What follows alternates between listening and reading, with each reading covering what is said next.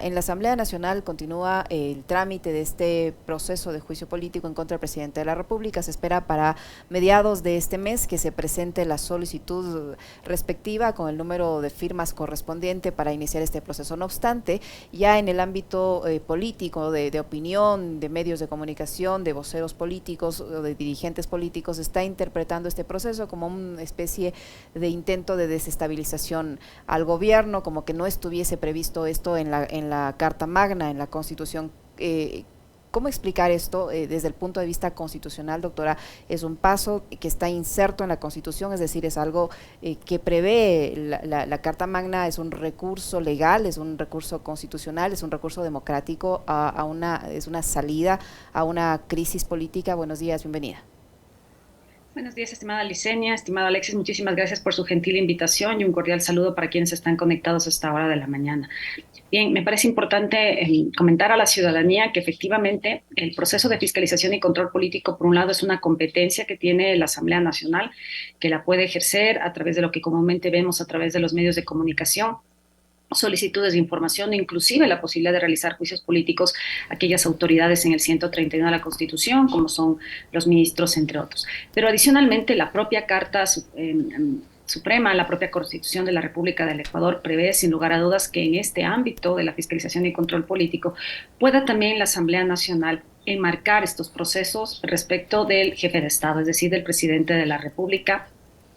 de forma tal que la propia Constitución prevé algunos mecanismos en relación con la primera magistratura relacionada con el gobierno. En este caso es el denominado juicio político. Claro está que la Constitución también es muy clara. No es posible llevar al primer mandatario a un juicio político sino por aquellas causales previstas justamente en la Constitución, en el 129 de la Constitución, y observando una serie de pasos que la propia norma suprema prevé. ¿Cómo está, doctora? Qué gusto saludarle. ¿Cómo debemos entender los ciudadanos la diferencia entre lo que es, y le voy a pedir a usted que nos ayude porque hay esa confusión y hay un sector de la opinión pública que alimenta justamente dicha confusión entre lo que es un procedimiento de corte político y lo que es un procedimiento de corte judicial? Este es un juicio político. Ayúdenos a entender las diferencias entre estas dos vertientes, por favor. Es importante señalar que efectivamente lo que pide la norma suprema en este caso del juicio político es el respaldo de por lo menos 46 legisladores sobre la base de lo que prevé la Ley Orgánica de la Función Legislativa y que se sustente en una de las causales previstas en el 129 de la Constitución en concordancia con la Ley Orgánica de la Función Legislativa. Pero si nosotros revisamos el 129 de la Constitución cuando hace referencia a las causales que dice en relación justamente con el presunto cometimiento o relación con aquellos delitos que están establecidos en la Constitución, no pide de forma alguna el enjuiciamiento penal. ¿Qué significa esto? Significa que la labor que va a realizar el legislador, eso sí, hay que tener una claridad absoluta que nosotros como ciudadanos lo que podemos exigir a los legisladores es que esta labor de fiscalización y control político sea responsable y ajustada a la Constitución, de forma tal que el ejercicio que van a realizar los legisladores no es atado de forma similar a lo que realizan los jueces en el ámbito jurisdiccional. Si bien es cierto, la Ley Orgánica de la Función Legislativa prevé inclusive como requisitos que se deben acompañar a la solicitud de enjuiciamiento político, por un lado, algunos elementos, le pide que sea bien fundamentada; dos, que se acompañen las pruebas. Estas pruebas dicen relación con aquellas causales previstas en la Constitución, pero quien va a valorar las pruebas, quien va a calificar las pruebas, quien va al final del día a tomar una decisión respecto de la valoración de estas pruebas es, por un lado, la Comisión de Fiscalización y Control Político, que no es un órgano de la función judicial.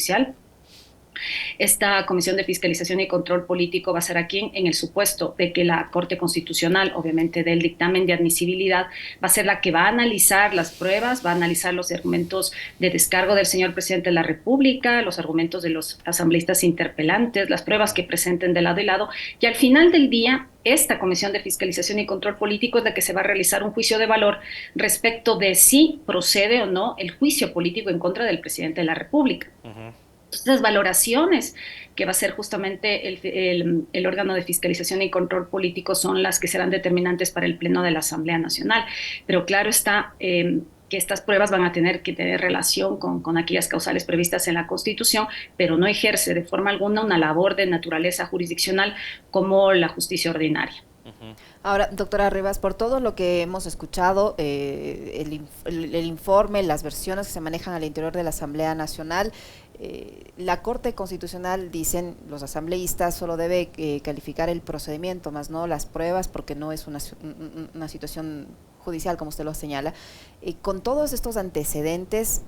¿cuál debería ser el pronunciamiento de la Corte Constitucional? ¿Debería o no dar paso a esta solicitud en caso de que se presente? No es posible prever todavía cuál va a ser el pronunciamiento de la Corte Constitucional. ¿Por qué? Porque la Corte Constitucional, para realizar su análisis, va a tener que recibir la solicitud. Y ya hemos escuchado en varios medios como varios asambleístas que podrían ser de aquellos que respalden con sus firmas para la presentación de la solicitud de juicio político, han señalado que se va a tomar todo o parte o elementos adicionales para elaborar la solicitud. ¿Qué significa? Que este rato no se puede realizar una valoración respecto de que la Corte Constitucional podría llegar a resolver si el contenido del informe, que fue aprobado con 104 votos por la Asamblea Nacional a través de una resolución en la que va a servir como antecedente para la solicitud de juicio político, no constituye en sí mismo la solicitud. Es decir, los legisladores seguramente están elaborando con sus equipos de trabajo esta solicitud y serán los argumentos, la concatenación de los hechos, el vincular acciones del primer mandatario con las presuntas causales que están previstas en el artículo 129, a las omisiones, como algunos legisladores también han mencionado en relación con el informe. Son esas las que van a determinar, por un lado,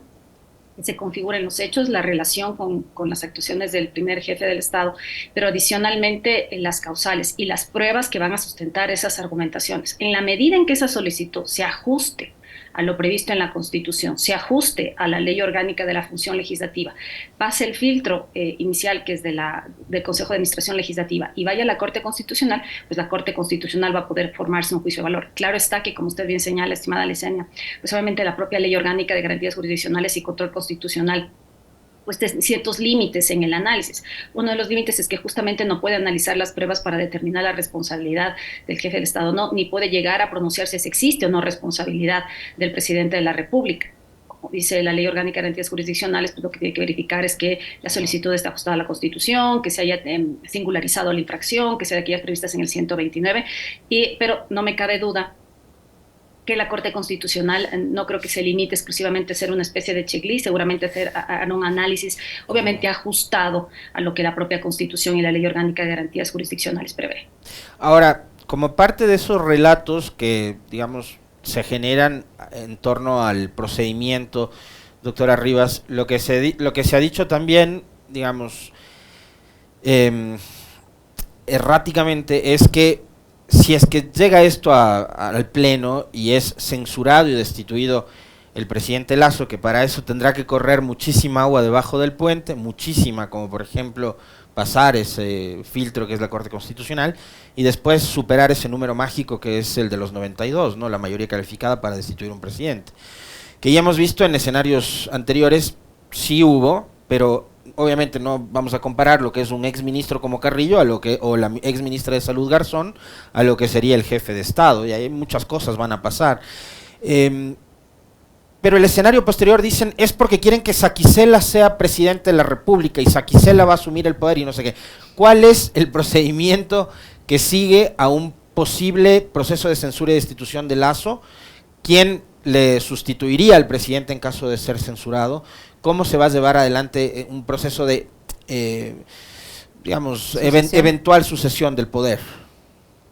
Bueno, claro está. Efectivamente, como usted señala, pues en los medios se hace referencia a la posibilidad de que el señor presidente de la Asamblea Nacional, en el caso de una moción de censura y destitución, asuma la presidencia de la República. Sin embargo, de conformidad con la Constitución, lo que prevé como sucesión en el cargo es al señor vicepresidente de la República. En el caso de que se llegue a aprobar una moción de censura y destitución por parte del Parlamento, pues le corresponde al señor vicepresidente actual asumir el cargo de presidente de la República, y obviamente él remitirá en su momento una terna para que le acompañe en la vicepresidencia de la República, tal como pasó en la época del expresidente Lenín Moreno, en que tuvimos por 3 ocasiones presentaciones de ternas para asumir la vicepresidencia. La opción para que el señor presidente de la Asamblea Nacional pues, pueda subir en este caso sería en el supuesto de que hay una ausencia inclusive del vicepresidente de la República en el ejercicio del cargo, de forma tal que solo en ese escenario se podría configurar su naturaleza y obviamente las circunstancias que están previstas actualmente implica en que hay que pasar inclusive una serie de fases, como digo, el dictamen de la Corte Constitucional, ver si efectivamente en el Pleno de la Asamblea Nacional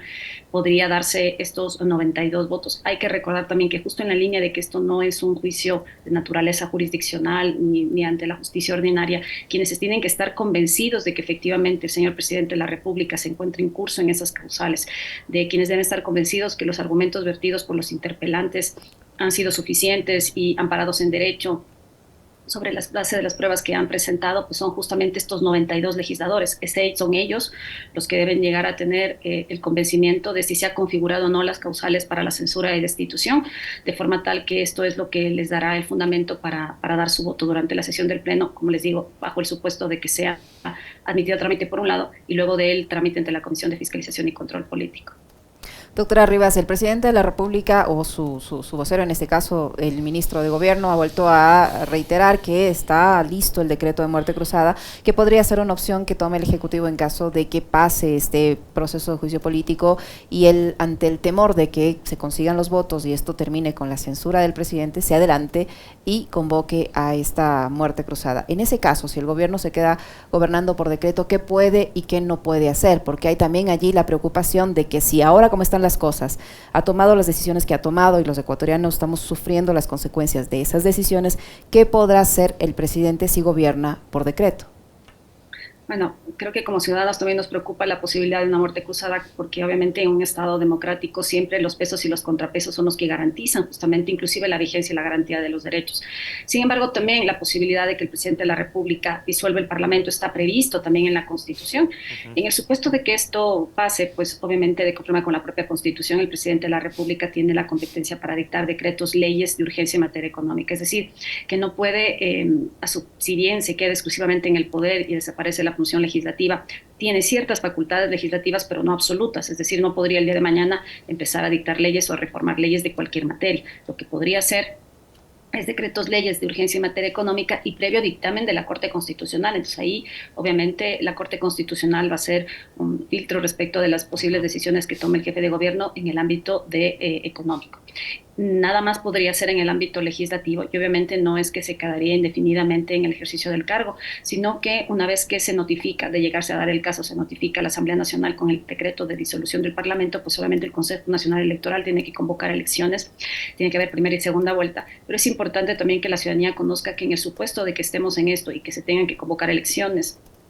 se convoca elecciones para elegir nuevo presidente o presidenta, vicepresidente o vicepresidente y asambleístas, pero por el resto que queda del tiempo para terminar sus periodos. Es decir, que no vamos a empezar a contabilizar los 4 años otra vez como un nuevo periodo, sino que exclusivamente armaríamos todo un proceso electoral para el tiempo que resta para terminar el periodo de las autoridades que han sido electas.